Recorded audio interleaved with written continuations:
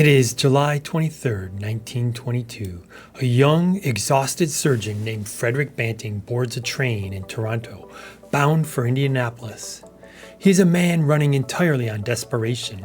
Back in his hospital ward, a 57-year-old woman named Charlotte Clark is dying.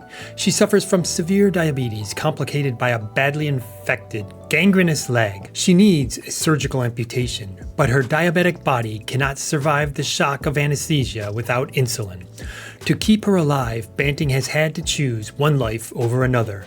He was forced to limit the life-saving insulin being given to 5 other diabetic patients just to gather enough drops for Clark. The miracle cure exists, but the supply is insufficient. Down in the university laboratories, the scientists stare at their massive extraction vats. The vats are producing nothing but toxic sludge. The active drug has simply vanished. The children, who had just tasted life, for the first time in months, are beginning to slip back into comas. The scientists have discovered a medical miracle, but they are incapable of manufacturing it at scale. I am Professor Jim Brody. In the world of chemical engineering, there is a phenomenon known as the scale-up paradox.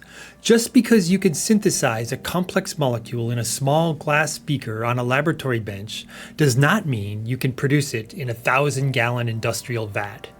Increasing the reactor volume changes the relationships between physical forces like heat transfer, mixing, and surface area, making it impossible to scale all parameters linearly. To understand the crisis that occurred in the summer of 1922, we must look at the human pancreas as a factory with 2 competing assembly lines. One assembly line produces the delicate hormone insulin. The other produces the highly corrosive digestive enzymes designed to shred and dissolve protein. When you grind up a pancreas to extract that insulin, you unleash those corrosive enzymes, which instantly destroy the insulin molecule. Banting's original, crude dog surgeries bypass this by tying off the pancreatic ducts to kill the digestive cells. But that method was a logistical impossibility for mass production. The biochemist James Collop figured out an alternative purification.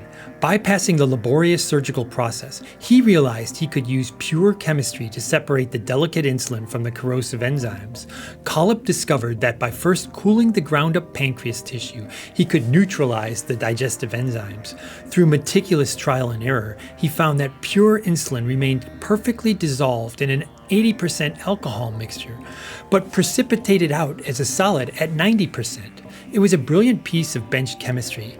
But when the University of Toronto tried to scale this process up at Connaught Laboratories to meet the exploding global demand for insulin, it didn't work. The insulin did not precipitate out at 90% alcohol, and no one knew why. From March to May of 1922, they produced absolutely no usable insulin. They were following the exact same recipe, but the biological material was deteriorating rapidly. In a small beaker, alcohol evaporation and temperature are easily controlled, but in these massive open vats, using antiquated tunnel evaporation processes, the volatile alcohol evaporated unpredictably. The resulting extracts were highly contaminated, possessing incredibly low potency and causing painful sterile abscesses when injected into patients. The researchers realized that academia could not solve this crisis. They needed the efficiency of someone experienced in manufacturing drugs. Enter Eli Lilly and Company. George Klaus, the research director at Eli Lilly, recognized the sheer logistical nightmare ahead of them. In 1922, insulin could not be synthesized from scratch in a laboratory. It relied entirely on a biological supply chain. Think about the supply chain math. At the time, the average diabetic patient required the pancreas glands from roughly 14 cows or 70 pigs just to survive for a single year. The pancreas accounts for a mere 0.2% of a cow's total body weight.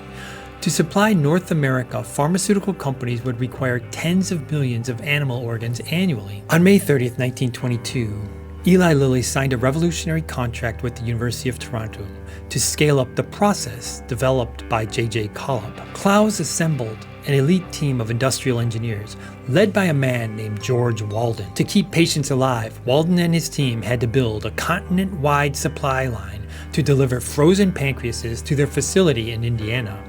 The pancreas is highly unstable. The moment an animal dies, the organ begins to auto-digest itself.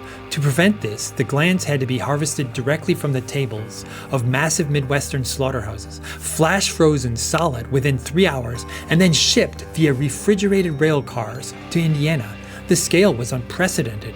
It took 2 full tons of frozen animal pancreases just to produce a mere 8 ounces of pure insulin extract. To handle this volume, Eli Lilly installed state-of-the-art vacuum stills, replacing the inefficient university equipment. But even after building this massive pipeline and utilizing superior hardware, Eli Lilly ran into the exact same problem by August. The insulin in the massive vats was deteriorating.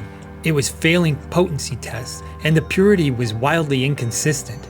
The miracle drug was still disappearing somewhere in the vats, and the engineers were running out of time. George Walden stared at the massive vats of failing insulin and realized they were not considering a hidden, invisible variable.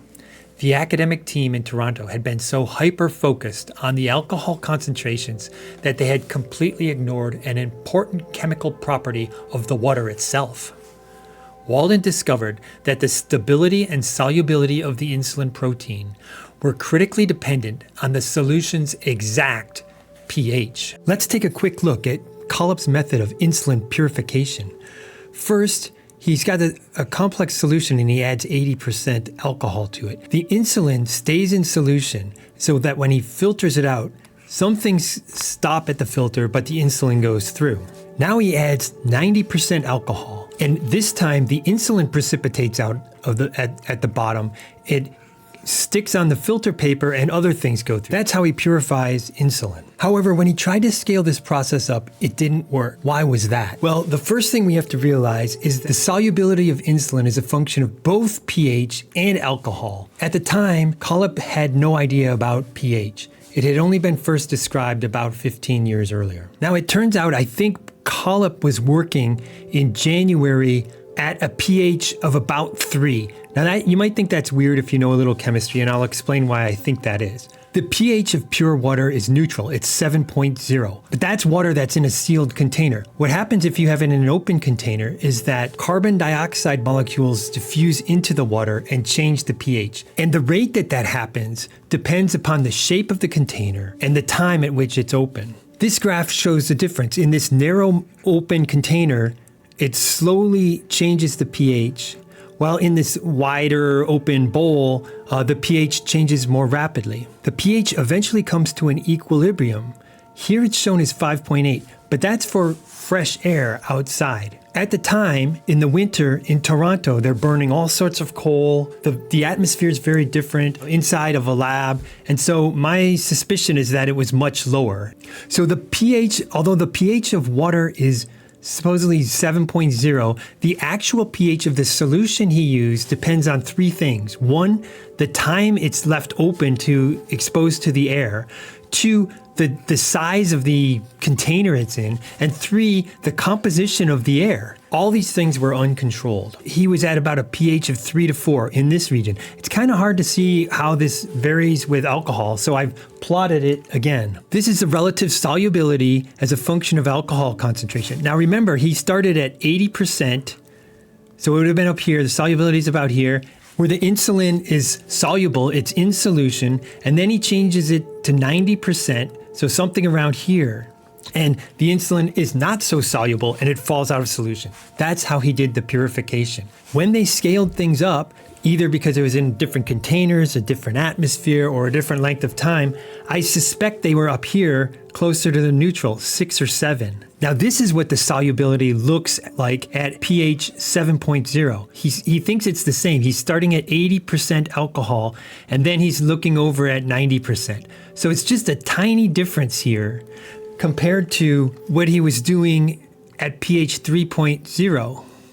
This huge difference. That's why the purification failed. When Eli Lilly got a hold of the problem, George Klaus thought about it and came up with this plan. He was going to ignore the alcohol concentration. So he was just working at alcohol concentration of 0%. And he went along this axis. Now he has this curve. I've plotted it here on a log scale.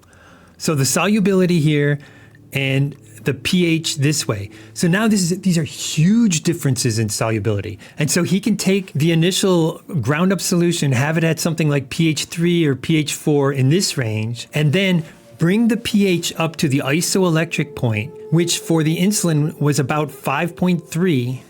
And when he got to that, you could see this huge difference. These are in log scale, so it's factors of 10, 100, 1,000, 10,000 difference in solubility. And that's how he was able to produce so much insulin. pH was a new concept at the time. It had first been described in 1907, but it wasn't widely known until the invention of the first pH meter by Arnold Beckman in 1934. In a small glass beaker, the pH, which is just the concentration of hydrogen ions, might remain relatively stable. But in these massive industrial vats, exposed to varying air volumes, intense temperature fluctuations, and different container shapes, the pH drifted wildly. Walden realized the insulin wasn't magically vanishing into thin air. It was precipitating out into the wrong liquid fraction and being accidentally discarded with the chemical waste. Collip had exploited the fact that the solubility of proteins vary with alcohol concentration. But the reality is that the solubility of proteins vary with many different parameters, and pH is one of the strongest. Walden invented a brilliant chemical process known as isoelectric precipitation. Every protein has an isoelectric point. In the acidic region, the low pH, there's a net positive charge around these. You see all these pluses. When you're in a very basic solution, these high pH regions, there's a net negative charge. In either case, the solubility is still high. When you get at a certain region, right between there, they call it the isoelectric point. In the case of insulin, it's about 5.4. At the isoelectric point, there's a net zero charge. These are all balanced. You see these pluses and minuses balance out. And because there's a net zero charge, the insulin aggregates and precipitates out of solution. Walden forced the pure insulin to precipitate out of the solution with flawless industrial efficiency. To track this acidity perfectly, scientists like Dr. Peter Maloney developed specialized tools like the Maloney electrode, an early version of a pH meter, allowing industrial chemists to pinpoint the exact microsecond of precipitation. The engineering breakthrough was stunning. When Eli Lilly first started, their inefficient process yielded a meager half unit of insulin per pound of raw pancreas. With Walden's isoelectric invention and the addition of benzoic acid for protein absorption, the yield skyrocketed to 100 units, and eventually to an astonishing 1,600 units per pound of pancreas. By late 1923, factories were producing hundreds of thousands of units of insulin weekly at a price of just 2 cents per unit. The production crisis was over. Insulin was flowing out of Indiana and into the veins of dying patients across the continent. But the engineers had unwittingly created a new lethal threat. Eli Lilly was shipping out massive quantities of this powerful hormone, but nobody actually knew the exact chemical structure of insulin. They couldn't weigh the active drug on a scale. They couldn't measure it in precise milligrams. If a doctor injected too little, the patient starved. But if a doctor injected just a fraction too much, the patient's blood sugar would instantly crash to zero, triggering violent convulsions, brain damage, and rapid death. To stop doctors from accidentally killing their patients, science had to figure out how to measure the unmeasurable. And to do it, they were going to have to sacrifice thousands of rabbits.